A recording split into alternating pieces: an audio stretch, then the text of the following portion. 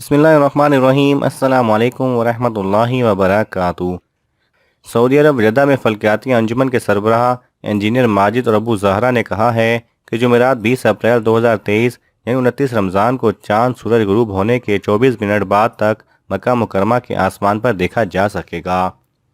سرکاری خبر رساں ادارے ایس پی اے کے مطابق ابو زہرا نے بتایا کہ فلکیاتی حساب کے مطابق عید الفطر جمعے کو ہونے کا امکان ہے۔ ابو زہرا کا کہنا ہے کہ جمعرات کو سورج مکہ مکرمہ میں 6:42 پر غروب ہوگا۔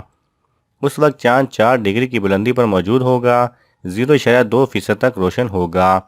سورج غروب ہونے کے 24 منٹ بعد 7:06 پر چاند چھپ جائے گا۔